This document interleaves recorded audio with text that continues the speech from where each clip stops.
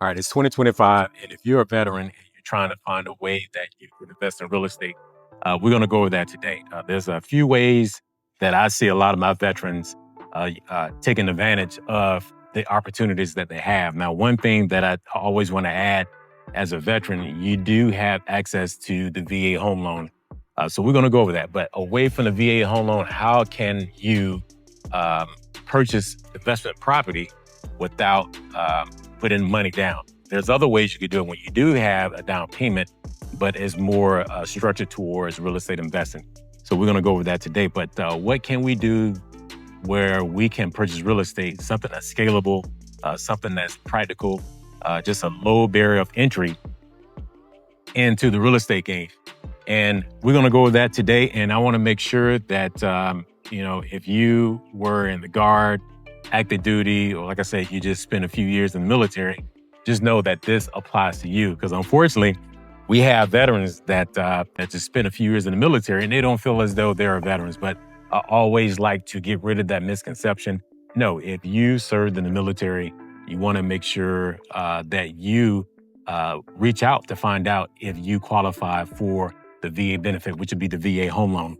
But so the biggest thing is, how do we get started? So if you're looking to purchase a property, so you're looking to buy a primary home. First of all, VA home loan is for primary residence only. You cannot use it for a second home, vacation home. You can't use it for any type of investment property. But you can purchase a primary home and receive rental income. So there is a difference there. So one of the strategies that you hear about all the time in the investment world is using the BRRRR strategy. So BRRRR strategy is basically BRRRR, so 4R. So buy, rehab, rent, refinance, and repeat. So you're basically purchasing a property, which you'll be doing with the VA home loan. You're buying that property and you can come in and do the rehab, rent the property out, and then you can move on to the next property. You could do the BRRRR strategy with the VA home loan. You definitely do that. But ideally, you want to be in a property for some time. So you're there for a year, 2 years, and over time, you decide to do the same thing again more than once. You could do that with the VA home loan. So there is a different strategy with that slightly, but just as a generic service level, you can use the BRRRR strategy for that. All right, so we're going to move on to that. So first, we talked about the VA home loan by you buying the multi-units, and then also by using the BRRRR strategy. So, all right, so going beyond the VA home loan, there's something else that's called another product that I really like, one of my favorite loans, and it's a DSCR, so debt service coverage ratio. And this will allow you to purchase a property without us looking at any of your income. Because if we go with the VA home loan, we are going through your W-2s, your pay stubs, and stuff like that. With the debt service coverage ratio, as long as the property cash flows, that's the only thing that you need. So I want you to listen to this again. Debt service coverage ratio, you always hear the DSCR. So as a veteran or a non-veteran, you can utilize this program. And that allows you to purchase an investment property, and that could be 20, 25, 30% down.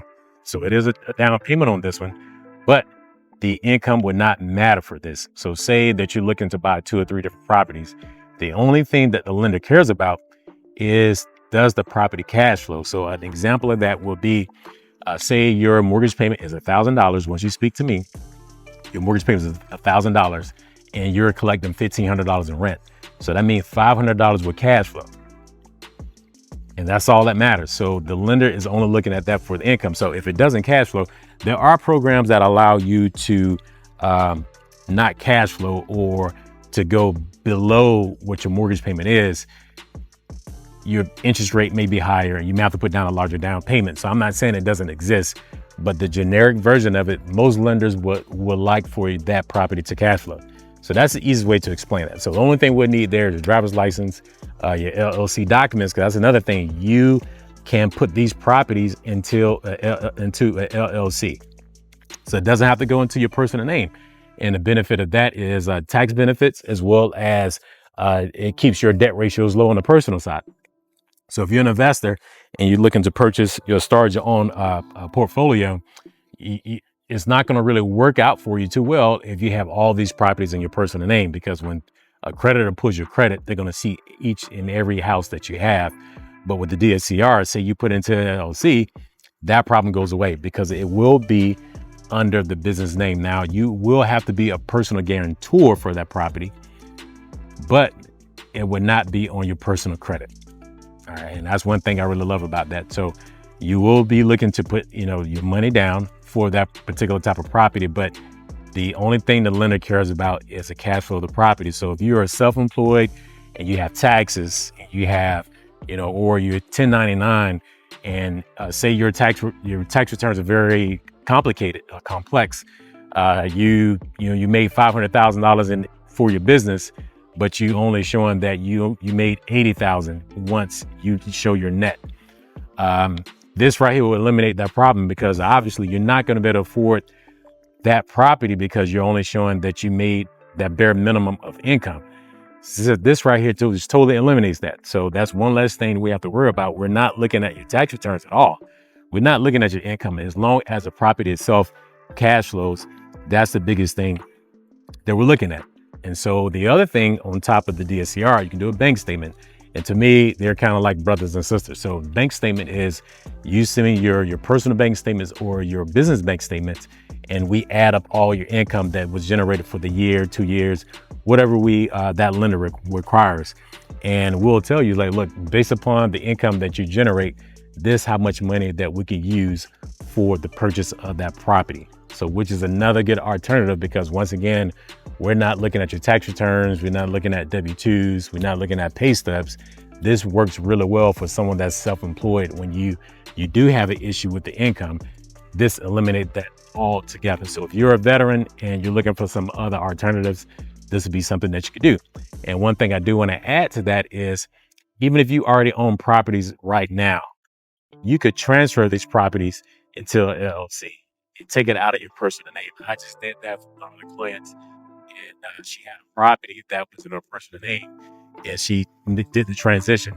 Now, depending on what state you're in, you're still going to pay transfer tax by doing that, because you are transferring ownership. But I would speak to an attorney's office or a title company about that, what type of, not repercussions, but what type of taxes you have to pay by doing that transfer. But the bottom line is you can do that. That's the only thing I want you to get out of this, at least with this episode, is the fact that you can do that. All right. So the VA home loan, the DSCR, and bank statements. So those are really good options. You can also do 1099s too. So if you're independent contractor and you're receiving 1099s, we can do it in a way where we're just looking at the 1099. So that's another good one as well. And one thing I like about this, and this is why I decided to do this episode, is because you can start over one property and wind up having a portfolio of properties, and you can go in and make changes however you want. Maybe think about Major Sharkey. I had him on the podcast a couple of months ago. It was a buddy of mine. He was in the Air National Guard with me, and he told his story. So if you haven't seen that, check that out.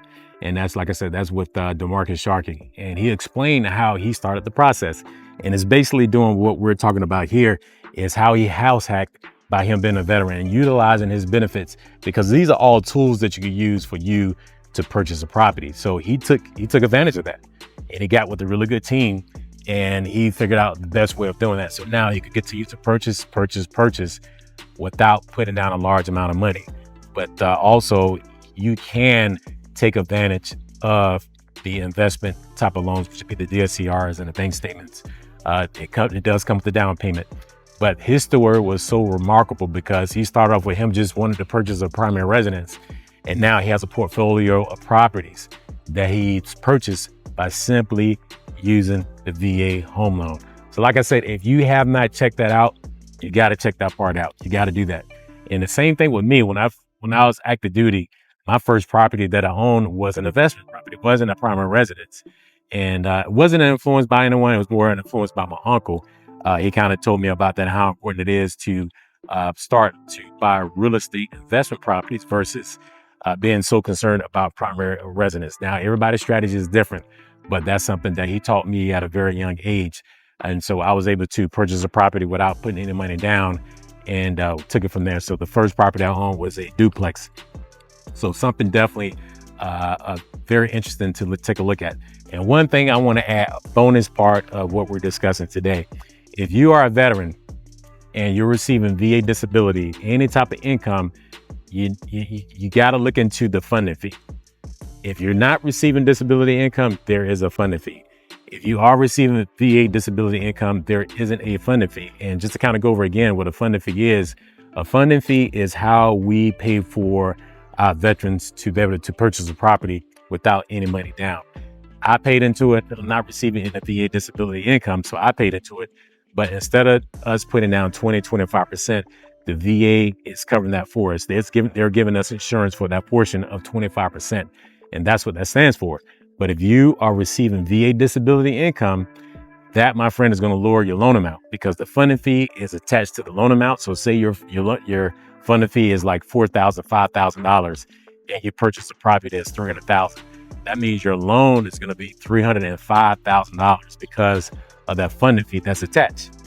But if you are receiving VA disability income, that goes away. So you will be exempt from that. So it's important that you know that. And I want to give you all the benefits of being a veteran, a benefit of utilizing a VA home loan, and everything that is granted to you because you are a veteran. So let's start thinking outside of the box and utilizing all these tools that are available to you.